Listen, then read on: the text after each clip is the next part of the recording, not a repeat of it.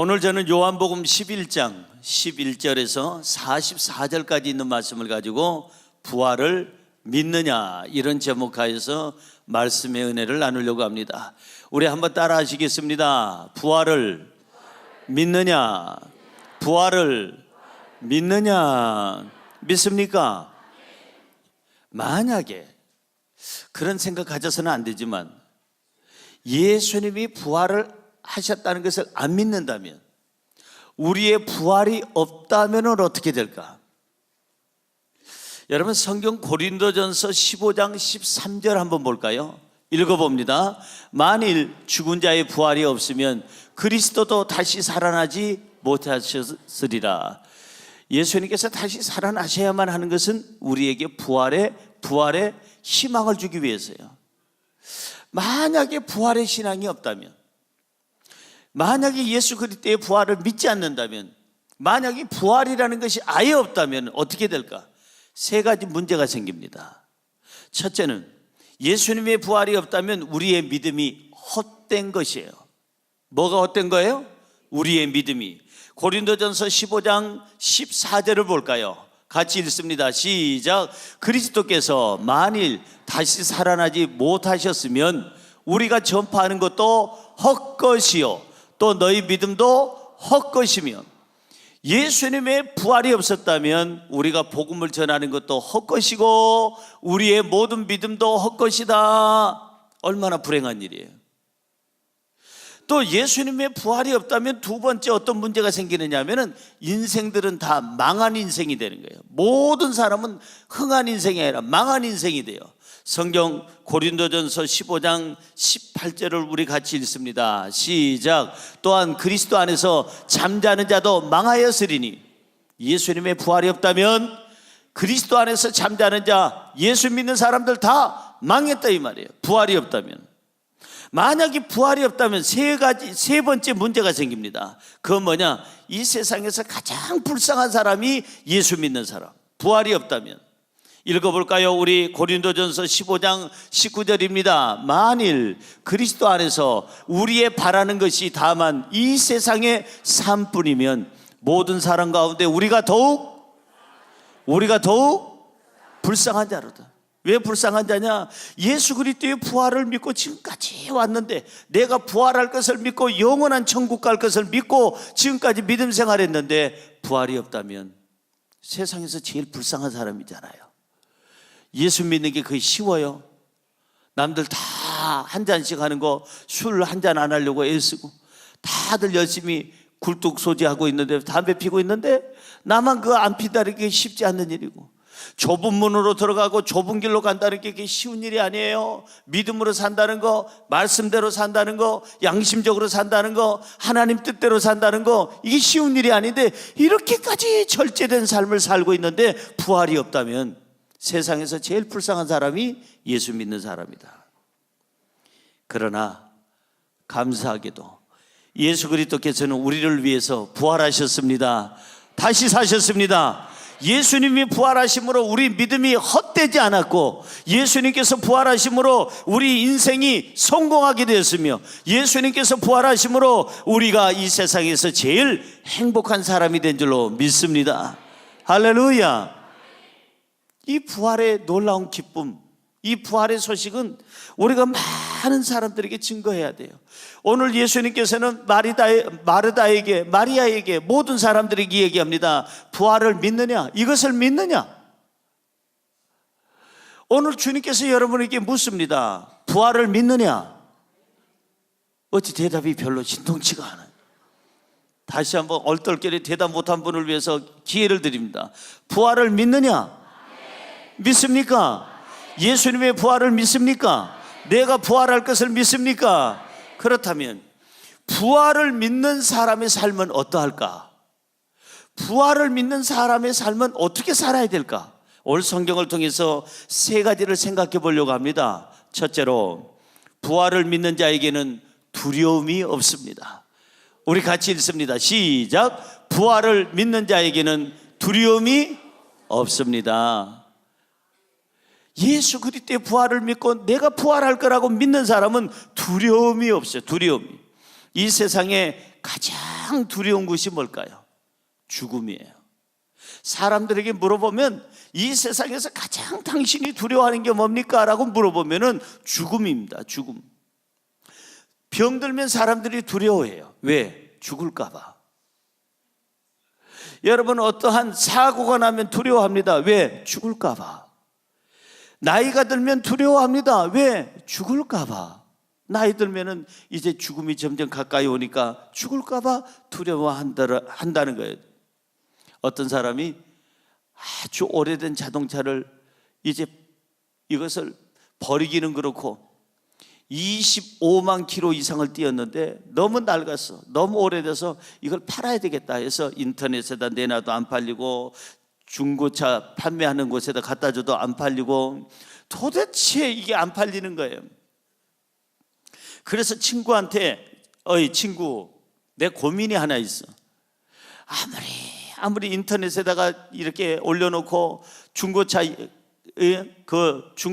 매매하는 곳에다가 여러 곳에다 갖다 이렇게 연결을 해놔도 팔리질 않아. 너무 낡았고 그리고 너무 많이 뛰었다고 사질 않아 사람들이. 친구야, 무슨 방법이 없을까? 나 이거 팔고 싶은데. 그 친구가 아이고, 방법은 하나 있긴 있다마는 그게 뭔데? 내 친구가 자동차 정비소를 해. 그런데 그 친구한테 갖다 주면 25만 킬로를 5만 킬로로 바꿔줄 수 있어. 네가 원하는 만큼 줄여줄 수 있어. 이거는 불법이야. 그러니까 이게 걸리면 니도 나도 큰일 나는 거는데 방법은 있는데 그 방법을 쓰기가 그렇지 않냐? 그랬더니 아니, 난 써야 되겠다. 그래서 그 친구가 그냥 부탁을 해가지고 25만 킬로 뛴 것을 5만 킬로 뛰었다고 바꿔놨대요. 메트기를 그렇게 조작을 한 거죠. 몇 달이 지났습니다. 자기 그 어떤 자동차 그 메트기 바꿔준 그 친구한테 전화가 왔습니다. 팔았느냐고. 안 팔았다고. 왜 아직도 못 팔았느냐고. 안 팔리냐고. 안 팔리는 게 아니라 안 내놨다고. 왜 안 내놨냐고 물었더니 아니 5만 킬로밖에 안 뛰었는데 내가 왜 파느냐고. 그러니까 25만 킬로를 5만 킬로로 줄였다고 해서 그 차가 바뀐 거예요? 안 바뀐 거예요? 하나도 안 바뀐 거예요. 요즘에 미안하지만 얼굴 보고 나이 측정한다는 게 참 어렵다는 것을 제가 알게 됐어요. 어느 권사님 얼굴을 봐도 어느 교회에서 우리 교회로 이제 이사 오신 분이 어디 며칠 전에 계셔서 제가 며칠 전에 침방을 했어요. 아무리 앞을 보고 옆을 보고 뒤통수를 봐도 도대체가 50대 같이 보이는데 세상에 70대 후반이요. 어떤 사람은 40대처럼 보이는데 그분은 60대 후반이야. 요즘에 얼굴을 어떻게 잘 가꾸는지, 꽃 가꾸는 것보다 얼굴 가꾸는 게 그렇게 시간 들여서 정성 들여서 그래. 그러면 나이가 바뀔까요? 안 바뀌어요. 그러니까 무슨 얘기냐 하면은 젊어 보이기 위해서 열심히 투자하는 것은 좋은데 나이는 바뀌질 않아요. 제가요 초등학교, 그러니까 옛날에는 국민학교라고 그랬는데 5살에 들어갔어요. 만 5살에 생일이 안 진 만 5살에 들어갔는데, 그러다 보니까 제 반에 저보다 2살 3살 많은 애들은 허다하죠. 걔네들은 정상적으로 온 애들이니까 맨날 저한테 애들이 의심하는 거예요. 야, 너 신성남이 너 일찍 들어왔지? 초등학교 일찍 들어왔지? 국민학교 일찍 들어왔지? 아니야 자식아, 키 작다고 해서 나이가 작냐 자식아? 이제 제가 그 애들은 그 기죽는 거 싫잖아요. 그러니까 자꾸 이제 너 말이야, 너 나이 몇 살이야? 솔직히 얘기해봐. 신성남이 이게 뭐, 네 나이는 몇 살인데? 나 9살이다. 나도 9살이야 자식아. 이렇게 시작을 했는데 초등학교 6년을 거짓말을 하다 보니까 중학교 3년을 또 거짓말했어요. 나이에 대해서. 딴 거는 다 제가 얼굴 봐요. 진실하게 생겼지. 신진실이라고 보셨나 모르겠어. 그런데 나이만큼은 제가 꿀리지 않는 거예요. 애들한테 그 꿀린다고 그러잖아요. 안 꿀리고 싶어가지고 남자들은 특별히 야 임마 키 작다고 해서 나이가 뭐 적은 줄 알아? 너는 키 크면 나이가 늙었냐 이 자식아? 뭐 그러면서 이제 안 꿀리려고. 근데 문제가 생겼어요. 고등학교쯤 가니까 내 나이가 진짜 나이를 내가 모르겠어. 하도 나이를 바꿔놔가지고 내가 양띠인지 닭띠인지 원숭이띠인지 아니면은 저 말띠인지 알 수가 없어. 나는 그 나이를 내가 하도 애들 앞에서 내 나이를 갖다 기 안 죽으려고 얘기하다 보니까 그렇게 되더라고요. 여러분, 나이를 2살 올린다고 해서 제 나이가 달라집니까? 안 달라져요. 요즘에는 이상합니다. 만으로 얘기하게 됩니다. 이제는 누구를 만나든지 남자를 만나든 여자를 만나든 아는 사람을 만나든 나를 모르는 사람을 만나든 목사님 나이가 어떻게 되십니까? 이렇게 물어봐요. 또 어떤 사람은 기분 나쁘게 제가 머리가 조금 올라갔다고 연세가 어떻게 됩니까? 무슨 연세 같은, 연세는 신촌에 있는겨. 나는 일산에 있어. 연세 같은 소리 하지 말라고. 난 나이지 연세가 아니라고. 어떻게 됩니까? 옛날에는 제가 29입니다 이렇게 그냥 장난삼아 그랬는데 아무리 29이라고 해도 안 믿어지니까 이제는 한 살씩 만으로 하면 한 살이 줄어들잖아요. 제가 한 살씩 이렇게 요즘에 낮춘이라고 바쁩니다. 만으로 얘기해요. 사랑하는 성도 여러분, 왜 나이 들면은 두려워집니까? 죽을까봐. 병 들면 왜 두렵습니까? 죽을까봐. 문제 생기면 왜 두렵습니까? 죽을까봐.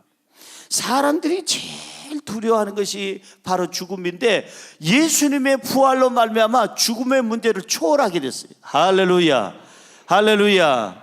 죽으면 더 좋은 데 가는데 뭘 걱정이요? 이 땅에서 사는 동안 장애우로 살다가 죽으면 장애우가 아닌데 어떡할 거예요? 건강하게 사는데.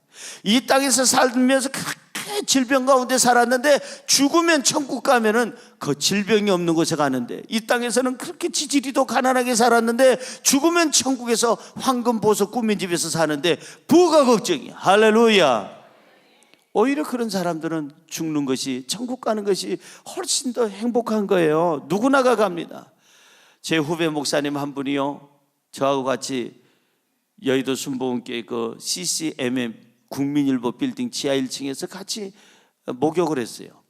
어느 날 같이 사우나에서 목욕을 하고 있는데 제가 그분 보니까 조금 몸 상태가 운동을 좀 해야 되겠기에 얘기를 했습니다. 아무개 목사님, 운동 좀 하세요. 제가 볼 때는 그렇게 운동 안 하고 그렇게 여기저기 다니다 보면은 피곤해 지쳐서 죽습니다.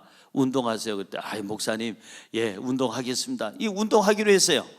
그리고 이제 저녁에 그분은 바로 여의도 순복음교회 옆에 보면 초원 아파트라고 있습니다. 붙어 있는 아파트. 교회 지을 때 같이 지었던 아파트. 그 아파트가 자기네 집이 그 아파트에 있기에 그쪽으로 들어가고, 저는 여의도 순복음교회 대성전에 설교하러 들어갔습니다. 설교를 한참 하고 있는데 누가 여기다가 쪽지를 하나 딱 올려줘서 보니까 좀 전에 나하고 목욕탕에서 같이 목욕하면서 운동하라고 얘가 얘기해줬던 그 목사님이 지금 위급하다는 거야. 위급. 여의도 성모병원에서 지금 마지막 호흡을 하고 있습니다. 위급합니다. 그래서 제가 설교를 하다 말고 그냥 이분을 위해서 기도하자고 그러고 온 여의도 순복음교회 성도들에게 기도하자고 그러고 설교하고 내려오자마자 조영기 목사님께 연락해서 그 목사님이 지금 죽게 생겼다고 그래가지고 새벽에 같이 신방을 갔는데 의사가 하는 말 가망이 없습니다. 그 다음날 신방을 또 갔더니 의사가 하는 말 장례 치러야 됩니다. 그 3일째 되는 날 갔더니 끝났습니다. 이미 저분은. 그래서 이제 모든 사람들이 절망 가운데 있을 때 저는 여의도 순복음교회 800명이나 되는 목사님 전도사님들한테 연락을 했습니다. 전부 다 해서 무슨 기도를 하든지 예배가 있든지 기도회를 하든지 간에 이분을 위해서 기도해라. 김아무개 목사님을 위해서 기도해라. 그래가지고 전 성도들이 예배 때마다 기도하게 됐어요. 살았겠어요? 죽었겠어요? 죽었으면 왜 이런 말을 하겠어요? 죽었다가 이분은 살아났어요. 근데 그 김아무개 목사님은 요즘에도 만나면은 입만 열면 이 얘기해요. 목사님, 저는 두려운 것이 없습니다. 이미 한번 죽어봤기 때문에 저는 두려울 것이 없습니다. 천국을 잠깐 맛보고 왔기 때문에 저는 하나도 두렵지 않습니다. 깡패도 두렵지 않고 질병도 두렵지 않고 가난도 두렵지 않고 사람도 두렵지 않고 죽음도 두렵지 않고 하나도 두렵지 않습니다. 왜? 이미 죽음을 경험했기 때문에. 우리가 부활에 대한 신앙을 가지면 이 땅에 두려울 것이 없는 줄로 믿습니다. 간혹가다 그런 얘기 하잖아요. 어떤 사람 아직 문제 돼봐야 죽는 것밖에 더 있겠어? 그런 사람들은, 예수 없이 하는 사람들은 불행한 사람이지만 우리에게는 천국이 있기 때문에, 부활의 소망이 있기 때문에 죽어봐야 그 다음에는 더 좋은 일이 있으니까. 할렐루야. 부활의 희망이 있는 줄로 믿습니다. 성경으로 돌아가 볼까요? 이 사람들이 하는 말과 예수님이 하신 말씀이 이렇게 달라요. 11절 보세요. 본문 11절 시작. 이 말씀을 하신 후에 또 이르시되 우리 친구 나사로가 잠들었도다. 그러나 내가 깨우러 가노라. 나사로가 잠들었어요, 죽었어요? 죽었어요. 사실은 실제는 죽었는데 다 사람들은 죽은 것을 알아요. 송장이 지금 시체예요. 죽었어요. 호흡이 끝났어요. 병들어 있는 게 아니라 죽었어요. 그런데 예수님은 죽었다고 그랬어요? 잠들었다고 그랬어요? 잠들었다고 그랬어요. 죽었다와 잠들었다는 하늘과 땅의 차이입니다. 죽었다는 끝났다는 얘기고, 잠들었다는 얘기는 다시 내일은 깨어난다는 얘기입니다. 죽음에 대해서는 사람들이 두려워하지만 잠자는 것에 대해서는 두려워하지 않습니다. 왜? 다시 깨니까. 사랑하는 성도 여러분, 저와 여러분들이 지금 가져야 될 건 어떤 것이냐? 부활에 대한 신앙이에요. 자, 여기에 대한 반응을 볼까요? 제자들이 뭐라고 그랬는지 12절 보세요. 12절 시작. 제자들이 이르되 주여 잠들었으면 낫겠나이다 하더라. 나사로가 병들었다고 하는데 잠들었대. 예수님이 그러시는데 잠들었다면 눈 뜨게 될 것이고 낫게 되겠네. 이렇게 이제 사람들이 얘기를 합니다. 사랑하는 성도 여러분, 나이가 들어도 죽음에 대한 두려움이 없으려면 우리는 부활의 신앙을 가져야 될 줄로 믿습니다. 예수님의 부활은 나의 부활이다. 시작. 예수님의 부활은 나의 부활이다. 믿어지시면 아멘. 아멘. 예수 없는 인생은 불안할 수밖에 없죠. 죽음에 대해서 두려움이 있으니까 평안함이 없죠. 예수 믿는 사람은 평안할 수밖에 없어요. 여러분, 오늘 본문 말씀 21절 볼까요? 21절 같이 읽어봅니다. 마르다가 예수께 여짜오되 주께서 여기 계셨더라면 내 오라버니가 죽지 아니하였겠나이다. 누가 한 말이에요? 마르다가. 그러면 그 자매 마리아는 뭐라고 그랬을까? 이 32절 볼까요? 32절 똑같은 말을 해요. 언니 동생이 같은 얘기를 합니다. 시작. 마리아가 예수 계신 곳에 가서 배웠고 그 발 앞에 엎드려 이르되 주께서 여기 계셨더라면 내 오라버니가 죽지 아니하였겠나이다 하더라. 예수님이 계셨다면 내 오라버니가 나았을 것이고 치료받았을 것이고, 예수님이 계셨다면 내 오라버니가 죽지 않았을 것입니다. 예수 없는 인생에는 아픔이 있고 죽음이 있고 두려움이 있고 불안함이 있어요. 그러나 예수 그리스도가 계신 곳에는 부활이 있고 기쁨이 있고 평안함이 있고 만족이 있는 줄로 믿습니다. 할렐루야. 부활을 믿는 사람은 가난도 두려워하지 않습니다. 왜냐하면 천국 가면은 다 풍요롭기 때문에. 예수 그리스도의 부활을 믿는 사람은 이 땅에서 질병을 두려워하지 않습니다. 천국 가면 건강한 삶을 살기 때문에. 예수 믿는 사람, 이 부활의 신앙을 믿는 사람은 죽음도 두려워하지 않습니다. 영생을 얻기 때문에. 지금 우리나라의 재벌 중에 재벌인 모 암흑의 회장님은 자그만치 20조 가까운 돈을 갖고 계시대. 개인 자산으로. 여러분들이 놀라지 않을 만해요. 20조가 얼마나 많은지 모르니까. 20조 저도 지금 느낌이 안 옵니다. 11조는 알아도 20조는 나는 잘 몰라. 20조는. 그래서 20조 가까운 돈을 갖고 계시는 그 어르신이 어디 계시느냐? 병원에 계세요. 행복할까요? 여러분 잘 듣고 대답해 보세요. 20조를 줄 테니 그분이 건강과 바꾸자 그러면 바꾸겠어요? 안 바꾸겠어요? 안 바꾼대요. 또 20조 주면 몰라. 현찰을 가지고 지금 안 가져왔으니까 지금 그렇지. 다시 한 번요. 20조 가까운 돈을 주면서 건강하고 바꾸자면 바꾸겠어요, 안 바꾸겠어요? 엑스래요. 이 백경제도 엑스래요. 그래요. 20조가 있으면 뭐하고 200조가 있으면 뭐합니까? 아니, 쓸 수도 없지만 병들어 누워있으면 아무 의미가 없다 이 말이에요. 그리고 중요한 것은 하나님은 공평하신 하나님이에요. 누구나가 빈손으로 와서 누구나가 빈손으로 가게 돼 있어요. 공수래, 공수고. 여러분, 빈손으로 안 온 분, 여기 원래 나는 엄마 뱃속에서 나올 때부터 20억은 저축하고 내가 통장 들고 나온 사람이야. 그런 사람 있어요? 없잖아요. 갈 때 아무것도 못 가지고 가요. 아무것도 못 가지고 가요. 욕심 부릴 것도 없어요. 하나님은 참 공평하신 하나님이에요. 공평하신 하나님은 공평하신 하나님. 그래서 그 사람이 잘났던 못났던 그 사람이 뭐 어쨌든 간에 빈손으로 와서 다 빈손으로 갔지 들고 간 사람 없다 이 말이에요. 그렇다면 우리에게 지금 필요한 것은 돈이 많으냐 적으냐가 아니라 내가 예수 그리스도 안에서 부활의 신앙이 있느냐 없느냐, 이게 문제예요. 부활의 신앙이 있는 사람은 두려움이 없습니다. 부활의 신앙이 있는 사람은 그냥 이것저것 욕심 부리지 않습니다. 부활의 신앙이 있는 사람은 이 땅에서 사는 동안 고난이 있어도 슬퍼하거나 두려워하지 않습니다. 왜? 나는 부활할 거니까. 할렐루야. 오늘 부활의 신앙을 가지고 여러분들이 두려움이 없는 평안한 삶을 사시기를 주님의 이름으로 축원합니다. 축원합니다. 두 번째로, 부활을 믿는 자에게는 슬픔이 없습니다. 같이 읽어볼까요? 시작. 부활을 믿는 자에게는 슬픔이 없습니다. 뭐가 없어요? 슬픔. 이 세상에 슬픈 게 많죠. 대학에 떨어지는 것도 슬픈 일이에요. 입사 시험에 떨어지는 것도 슬픈 일입니다. 회사에서 승진 못하는 것도 슬픈 일이고, 회사에서 명퇴당하는 것도 슬픈 일입니다. 사업이 잘 안 되는 것도 슬픈 일이고, 병들어 누워있는 것도 큰 슬픔입니다. 그러나 이런 슬픔은 아무것도 아니에요.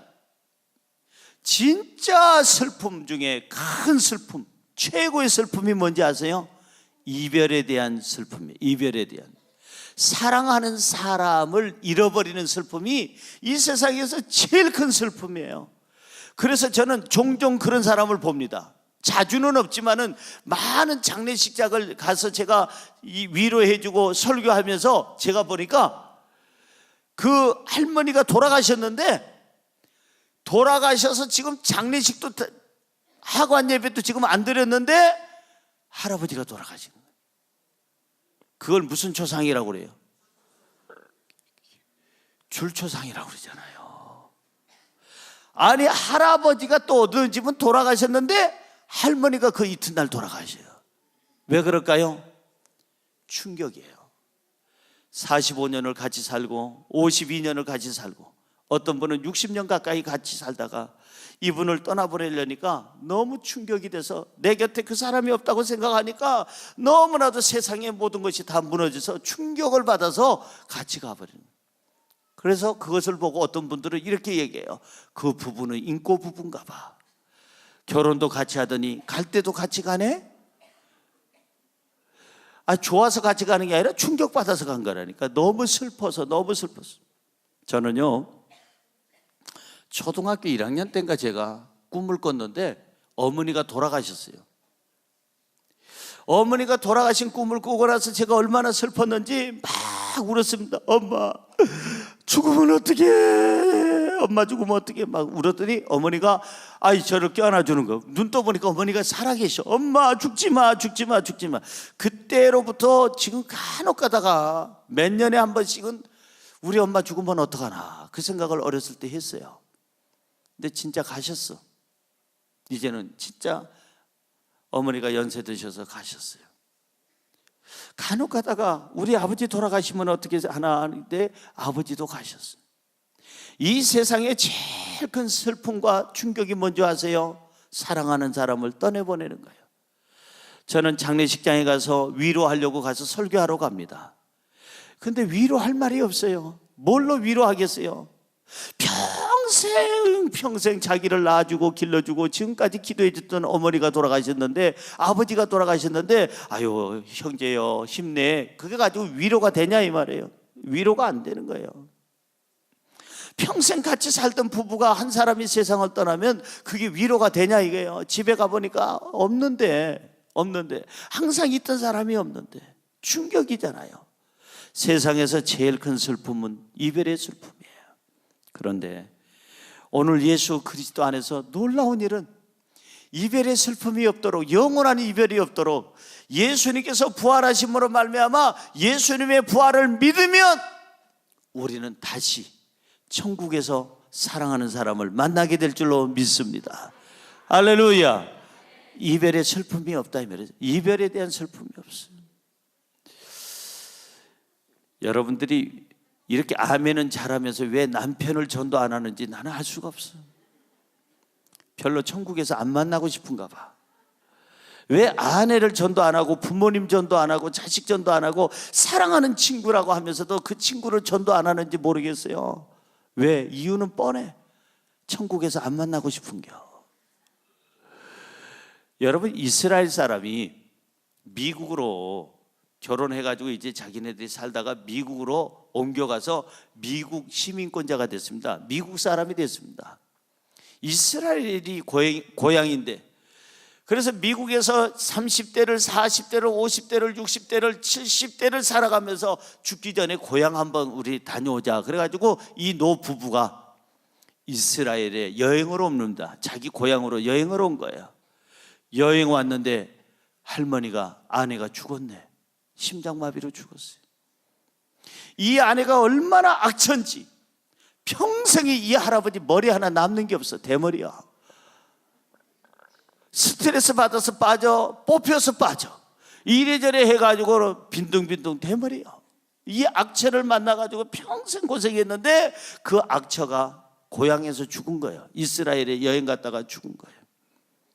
그래서 이 남편 되는 할아버지가 이제는 장의사를 만나서 상담을 합니다. 이렇게 어떻게 이 시신 처리를 해야 됩니까? 우리는 외국 사람이 됐는데 이제는 미국 사람이니까 외국 사람이지, 여기는 고향이 여기지만은.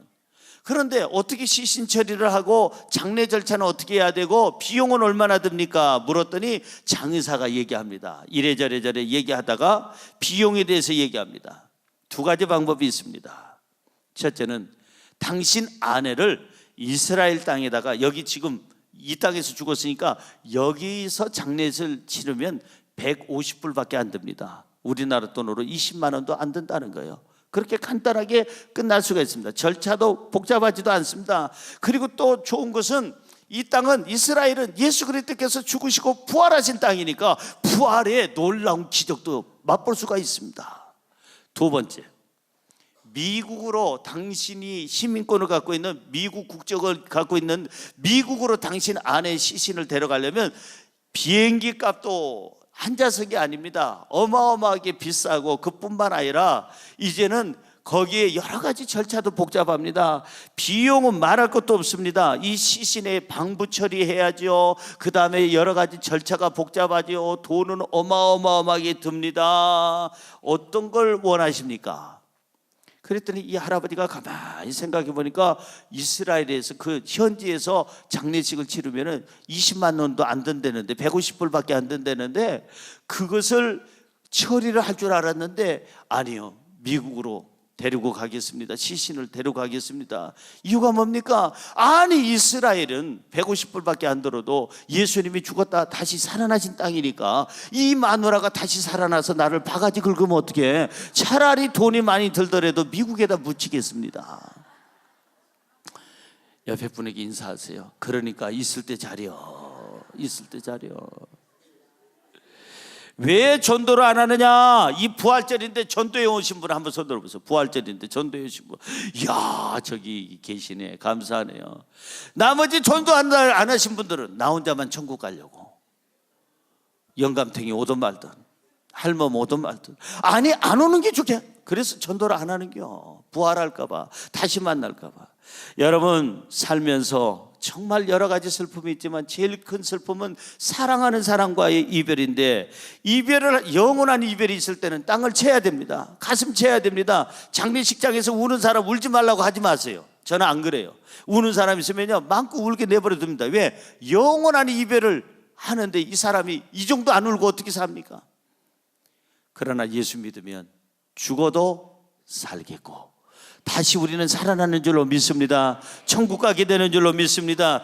영원한 이별이 없기에 예수 믿는 사람은 다 천국 가기에 우리는 슬퍼하지 않습니다. 할렐루야. 오늘 여기 성경에 보니까요 많은 사람들이 마르다하고 마리아에게 와서 위로했어요. 근데 위로가 됐나요? 안 됐어요. 전혀. 위로할 자 내겐 없었네. 위로를 하러 왔는데 위로가 안 된다 이 말이에요. 성경 볼까요? 19절 보세요. 오라비를 잃은 마르다에게 많은 사람들이 왔어요. 시작. 많은 유대인들이 마르다와 마리아에게 그 오라비의 일로 위문하러 왔더니 몇 명이 왔다고요? 많은 유대인이라고 한 것은 숫자를 셀 수가 없을 만큼 많이 왔다는 얘기예요.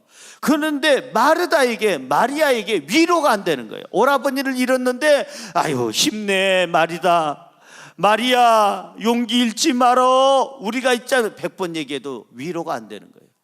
성경 한 구절 더 볼까요? 31절을 보세요. 본문 말씀 31절 시작. 마리아와 함께 집에 있어 위로하던 유대인들은 그가 급히 일어나 나가는 것을 보고 곡하러 무덤에 가는 줄을 생각하고 따라가더니, 많은 유대인들이 마리아와 마르다와 그 집에 같이 있었어요. 위로하려고. 위로하던 유대인들이 많은 사람들이 마음껏 위로를 하고 있는데 위로가 안 된 게 뭐냐면은 곡하러 무덤에 가는 줄 생각했다는 것은 위로가 안 됐다는 거예요. 해결이 안 됐다는 거예요. 슬픔이 해결이 안 된 거예요. 여러분 사람은 우리에게 위로가 안 됩니다. 절대 사랑하는 사람을 잃은 사람에게 여러분 내가 100% 위로할 수 있을까? 없어요. 사람은 위로가 안 돼요. 누가? 부활하신 예수님, 우리에게 부활의 소망을 주신 예수님, 그 죽은 오라비 그 바로 나사로를 살려주신 예수님만이 우리에게 위로가 되는 줄로 믿습니다. 병든 자를 치료해 주시는 예수님만이 우리에게 진정한 위로자가 되시는 줄로 믿습니다. 성경 볼까요? 본문 말씀 33절입니다. 33절 시작. 예수께서 그가 우는 것과 또 함께 온 유대인들이 우는 것을 보시고 심령에 비통히 여기시고 불쌍히 여기사. 가족을 잃은 이 슬픔이 정말 어느 누구도 위로가 안 됐는데 예수님께서 죽은 나사로를 살려주심으로 말미암아 그 마르다와 마리아에게 그 오빠를 돌려보내줌으로 말미암아 결국은 그 가정이 회복이 되고 슬픔이 사라지고 기쁨을 얻게 된 줄로 믿습니다. 할렐루야. 이 땅에서 돌려 못 받는다면 우리는 사랑하는 사람을 천국에서 만날 수 있기에 우리는 슬퍼하지 않습니다. 죽음의 문제를 해결해야, 부활의 신앙을 가져야 우리는 이 땅에서 슬퍼하지 않을 줄로 믿습니다. 부활하신 예수님을 믿으면 죽어도 다시 삽니다. 부활하신 예수님을 믿으면 영원한 천국을 갑니다. 부활하신 예수님을 믿으면 천국에서 먼저 떠난 우리 사랑하는 사람들을 만나게 될 줄로 믿습니다. 이게 얼마나 놀라운 사실이에요. 얼마나 큰 축복이에요. 그러니까 이 부활의 신앙을 가지면 이별에 대한 두려움이 없는 거예요. 이별에 대한 슬픔도 없는 거예요. 이 부활절날 우리가 해야 할 일이 뭘까요? 전도입니다. 옆에 분에게 인사할까요? 전도합시다. 가족을 전도합시다. 사랑하는 사람을 전도합시다. 왼수 덩어리는 전도 안 하면 되는 거예요. 그러면 안 만나. 천국에서 안 만나는 거예요. 그런 마음 갖지 말고 여러분 전도에 힘쓰시기를 주의 이름으로 축원합니다. 부활의 신앙을 가진 사람은 슬픔을 이겨냅니다. 즐겁게 삽니다. 부활의 신앙을 가진 사람은 이 땅에서 사는 동안에 항상 예수 그리스도 안에서 당당하고 예수 그리스도 안에서 평안할 줄로 믿습니다.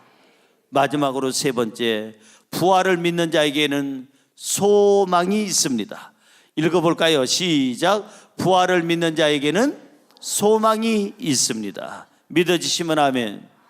사람마다 꿈이 있잖아요.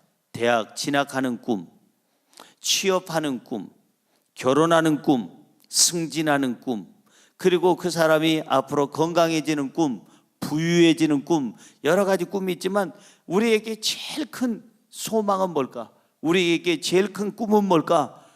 죽어도 다시 사는 거. 부활의 그 꿈이, 천국 가는 꿈이 최고의 꿈인 줄로 믿습니다. 여러분, 오늘 성경에 보니까 이 마르다와 마리아의 소망, 그 소망은 오라비, 바로 나사로가 살아 돌아오는 것인데, 오늘 본문 23절은 이렇게 얘기합니다. 읽어볼까요? 예수께서 이르시되 너희 오라비가 다시 살아나리라. 최고의 희망의 소식입니다. 가장 슬픔에 처한 마르다 마리아에게 네 오라비 나사로가 다시 살아나서 네 곁으로 오리라. 최고의 소망의 소식인데 믿어지질 않네. 어떻게 죽은 자가 살아나? 성경 보니까요, 이 사람들이 믿음이 없어서가 아니라 믿을 수 없는 환경이 있어요. 자, 17절 본문 말씀 17절 보세요. 시작. 예수께서 와서 보시니 나사로가 무덤에 있은 지 이미 나흘이나 지난 거야. 나흘이나 지났는데, 어떻게 죽은 지 나흘이나 지났는데 그 오빠가, 오라비가 살아서 돌아오냐 이게요. 그러니까 사람들이 이성적으로, 자기의 어떤 체험적으로, 지식적으로 생각했을 때 이해가 안 되잖아요. 죽은 사람이 지금 죽은 지 나흘이나 됐는데 어떻게 살아와요? 더더군다나 절망적인 건 39절입니다. 도저히 이거는 있을 수가 없다. 39절 읽어볼까요? 예수께서 이르시되 돌을 옮겨 놓으라 하시니 그 누운 자의 누이 마르다가 이르되 주여 죽은 지가 나흘이 되었음에, 그 다음에요, 벌써 냄새가 나나이다. 무슨 냄새예요? 시체가 썩은 냄새예요. 이거는 도저히 다시 살아날 가능성이 없다는 얘기입니다. 그런데 이 구절을 통해서 저는 여러분에게 아주 중요한 메시지를 전하려고 합니다.